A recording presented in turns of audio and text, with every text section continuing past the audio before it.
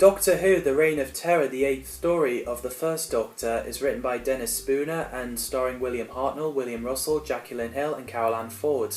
Originally the story was going to set in Indian Rebellion of 1857, written by Terry Nation, and it was going to be called Doctor Who and the Red Fort, but Terry Nation was busy writing the Keys of Marinus and the story was dropped. So David Whittaker asked a friend of Terry Nation, Dennis Spooner, to write this story.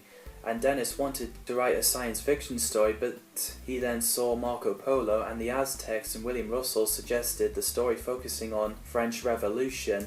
So he did it, and Verity Lambert saw Henrik Hirsch's work on First Night, so she got him to direct the story. And Stanley Myers does the music, creating 28 minutes of music for the story, taking cues from French music, including the national anthem La Marseillaise, which is cool.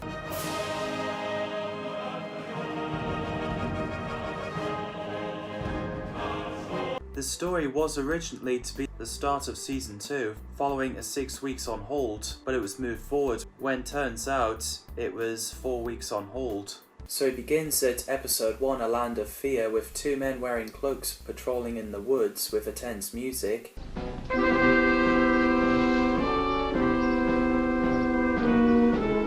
So the TARDIS arrived and the Doctor was like, well, you're off the ship and you're back home.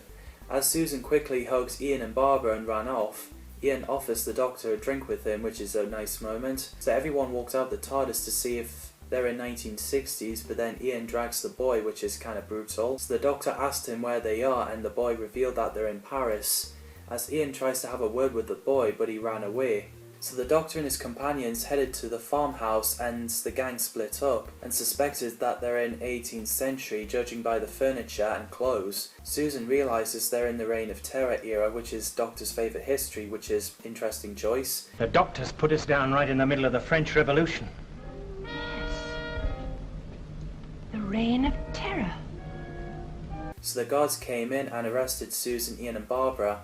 After the Doctor is unconscious, they set fire on the house where the Doctor could be burnt. Yeah, that is pretty suspense there. So in episode 2, guests of Madame Guillotine, because they think that the TARDIS team are traitors to the revolution, they get sentenced to death, which is pretty intense as well. I am satisfied as to your guilt as being in the company of wanted traitors. The sentence, immediate execution. So Ian goes in one cell and Barbara and Susan went in the other, and Susan is worried about her grandfather. Webster is in the same jail as Ian and asking him to find James Sterling and tell him to get back to England, and something about the sign of Le Chen girls, then he sadly dies. Meanwhile, the Doctor is saved by the same boy they met earlier, whose name is Jean-Pierre, and he told the Doctor where his companions are, so he heads off. I love the scene where the Doctor is walking through the field with a catchy music.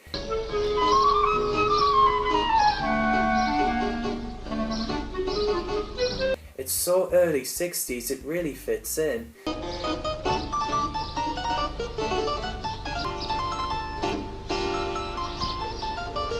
So the Doctor meets the men digging the road and their leader asking if he's heading the right way. So after the Doctor gave him advice how to deal with workers, the Doctor ended up joining them, so in the end he tricked him to knock him out, which is not something you'd see the Doctor normally does, like whack his head with a stick. So the Doctor continued his journey up to Paris. As Barbara and Susan tries to dig themselves out, they get taken to execution, and Ian sees out the window. My God. Barbara. Susan. This would be so intense if I lived through the 60s as a kid, as I would imagined. So in episode 3, A Change of Identity, the Doctor arrives at Paris, Barbara and Susan are rescued by Jules and Jean, and we get an epic gunshot scene.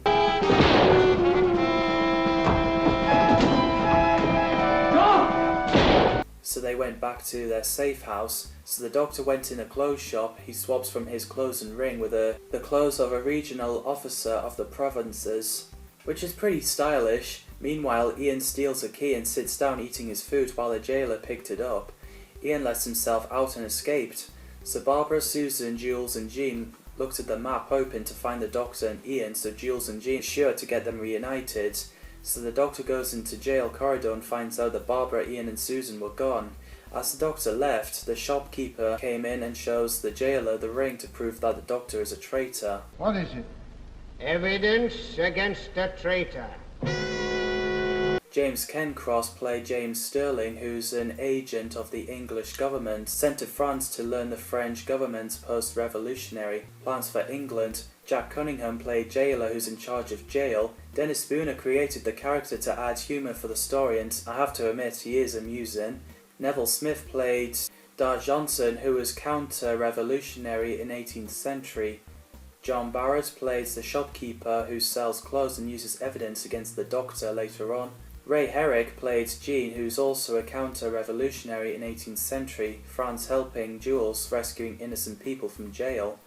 Tony Wall played Napoleon Bonaparte, was a French military and political leader of France. Donald Morley, who previously worked with Jacqueline Hill in the Shrike play, played Jules Renan, counter-revolutionary and helped rescue innocent prisoners. Peter Walker played a little boy called Jean-Pierre, who saved the doctor from the burning farmhouse. The casts did a great job. William Hartnell is a fantastic doctor. William Russell and Jacqueline Hill as Ian Chesterton, Barbara Wright are likeable and fantastic, and same with Caroline Ford as the doctor's granddaughter, Susan Foreman. The story is well written and directed, and the music by Stanley Myers is nicely done. It really fits in the mood. So in part 4, The Tyrant of France, a missing episode that's been animated, the doctor gets taken to see Robespierre and he asks the doctor if he can return the next day, so him and Lemaitre return to jail, and the doctor tries to leave but jailer forces him to stay. He gets his clothes and ring back after giving the shopkeeper the bag of gold. As Susan is unwell, Ian has arrived reunited with Barbara. Ian tells Jules what the Webster told him and that he died. The physician turns out to be spies and locked Susan and Barbara in to get recaptured. Ian met Leon at Church Crypt, and he mentions that Ian walks into his trap, leading to episode 5, a bargain of necessity. Soldiers. Yes, I know. You walked right into my trap, didn't you, Ian? So Ian gets chained up and tells Leon who he is, but Leon doesn't believe him. So then we get an epic gunfight when Jules arrived. He killed the soldiers and Leon and set Ian free.